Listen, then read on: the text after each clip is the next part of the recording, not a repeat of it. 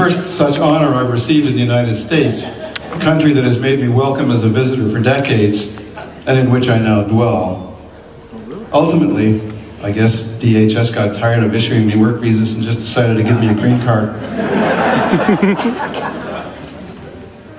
It all started, though, with a student visa allowing me to attend Berklee College of Music.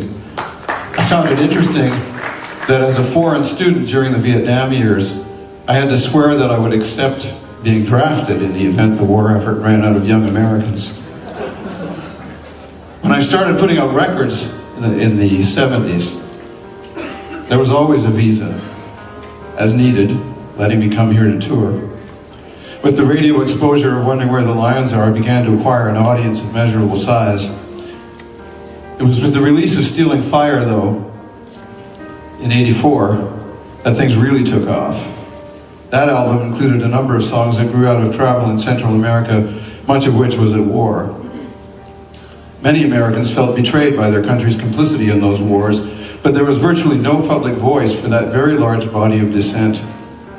Some underground media, but little in the mainstream. If you didn't approve of what the US was up to, you were left feeling isolated. When we took Stealing Fire on tour, it was amazing to see rooms full of people encouraged and uplifted to look around and see that the lyrics spoke to so many besides themselves. Hey, I'm not alone. It was exciting for them and for me. I had not thought much about the effect of the political aspect of my songwriting.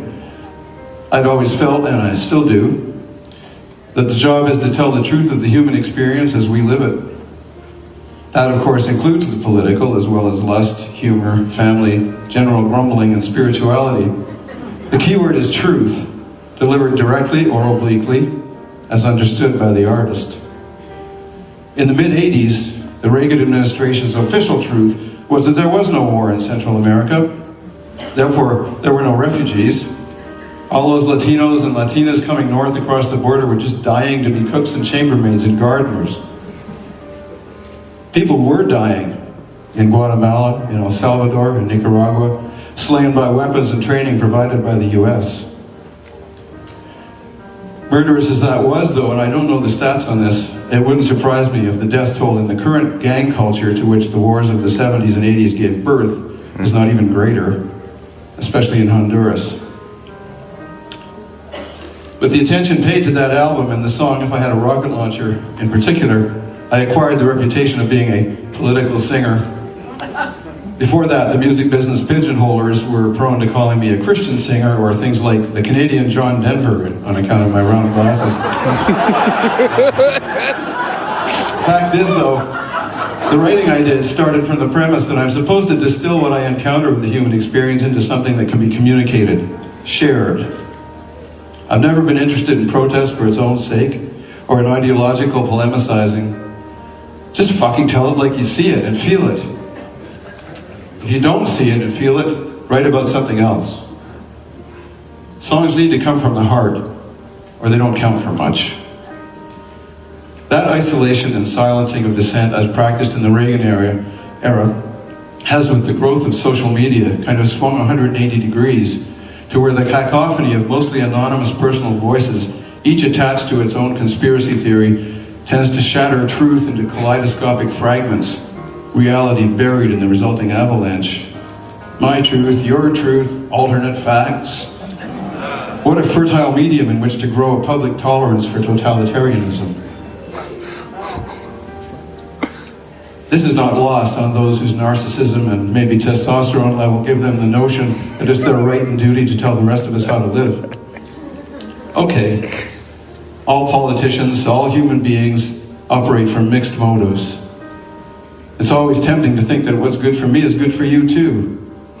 That's why we need to have dialogue, debate, respect for each other's opinions and feelings. Especially if you want to run a democracy, you must value the expression of these things. Based on that, it seems evident that the current administration is not much interested in democracy. I don't know, maybe their supporters are tired of the responsibility. But somewhere in the steaming ocean of bullshit they're creating is a place for a definite need for truth.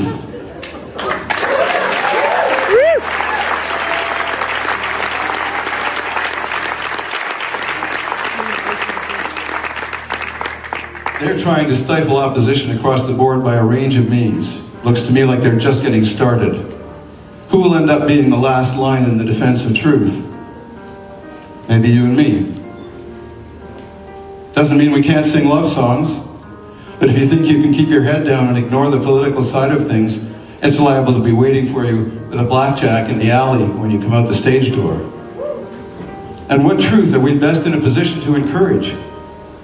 Obviously, communication, community. The specific content of a given song is of less consequence than the way in which that song can be a focal point for collective energy. This is an antidote to the echo chambers, the isolation, the false friendships that characterize the online landscape. We could be in for a rough couple of years. We may get tired, but we have to keep singing, keep sharing. Thank you, Folk Alliance, for noticing my work. Thank you, USA, for the hospitality. Thank you all for listening.